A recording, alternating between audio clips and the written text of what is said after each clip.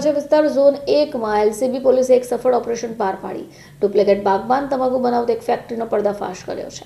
વરાછા વિસ્તારમાં આવેલા તિરુપતિ નગરમાં એક મકાનમાં પહેલા માળ પર દોરડા પાડ્યા અને એક આરોપીને ડુપ્લિકેટ બાગબાનની તમાકુ બનાવતા ઝડપી લીધો છે। પાન માવા ખાનારા સાવધાન, સુરતમાં નકલી તમાકુ બનાવવાનું કારખાનું ઝડપાઈ ગયું છે। સુરતના વરાછા વિસ્તારમાં નકલી તમાકુ બનાવતું મોટું કૌભાંડ બહાર આવ્યું છે। ડીસીપી ઝોન 1ની ટીમે ગુપ્ત બાતમીના આધારે રેડ પાડી નકલી તમાકુ બનાવતું કારખાનું ઝડપી લીધું છે। હવે આ દરોડા દરમિયાન મોટા પાયા પર નકલી તમાકુ અને પેકિંગ માટેના મશીનો મળ્યા છે। કારખાનામાંથી બાગબાન બ્રાન્ડના નકલી તમાકુનો મોટો જથ્થો મળ્યો છે। પોલીસને એ પણ જાણવા મળ્યું કે તમાકુ શહેરના અલગ અલગ વિસ્તારોમાં વેચાણ માટે મોકલાવાઈ છે। દરોડાની ઘટના વરાછા પોલીસ સ્ટેશનમાં ગુનો નોંધીને આગળની તપાસ શરૂ થઈ છે। અધિકારીઓના જણાવ્યા મુજબ આ પ્રકારની નકલી અને કેન્સરજનક વસ્તુઓ માત્ર લોકોને તાત્કાલિક નહીં પરંતુ લાંબે ગાળે ગંભીર નુકસાન આપે છે। લાખોનો મુદ્દામાલ કબજે કરાયો। कारखाना संचालकों सामे कायदेसर कार्यवाही पण।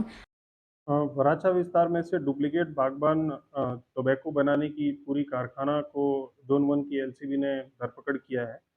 ये जो आरोपी है उसका नाम है हर्षद दलसुख भाई काछड़िया और ये पिछले 20-22 दिन से यहाँ डुप्लीकेट तंबाकू का जो पड़ीकी है वो बागबान टोबैको का पैकेट, लूज तंबाकू, छोटी लूज तंबाकू और तंबाकू बनाने की जो मशीन है, उसके वेइंग स्केल है और बाकी सारी चीज़ों को मिला के कुल मुद्दा माल की कीमत 2,13,750 रुपये की डुप्लीकेट चीज़ें बरामद की है। इसमें हमने वराछा पुलिस स्टेशन में कॉपीराइट एक्ट के तहत एक केस रजिस्टर किया है। जो आरोपी है वो पहले भी कॉपीराइट के केस में फंस चुका है और अभी ये उसके पहले सरथाना पुलिस स्टेशन में जुगाड़ धारा कलम 4-5 के तहत भी इसके खिलाफ में एफआईआर दर्ज हुआ है।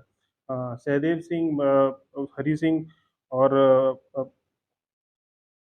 करण सिंह बोराना, इन्होंने बहुत अच्छा काम करके वराछा पुलिस स्टेशन में इसके खिलाफ में एफआईआर दर्ज शुरू કરવામાં આવી ગઈ છે।